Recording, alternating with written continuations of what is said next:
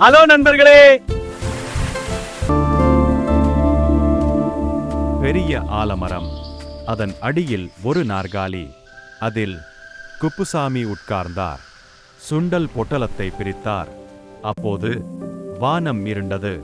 தூறல், மழை, பெருமழை, வெள்ளம் பெருக்கெடுத்து குப்புசாமியை குடையோடு அடித்துச் சென்றது. அதோ கடல். வாயை திறந்தது பெரிய திமிங்கலம்.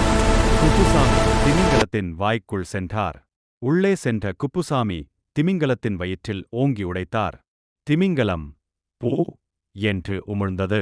குப்புசாமி வானத்தில் பறந்த மழை, காற்று வேகமும் குறைந்தது. குப்புசாமி மெல்ல மெல்ல தரை இறங்கினார். அங்கு கட்டியிருந்த வலையில் தொப் வென்று விழுந்தார். அப்பாடா, இனி சுண்டல் சாப்பிடலாம். சுவைத்து சாப்பிடத் தொடங்கினார் குப்புசாமி.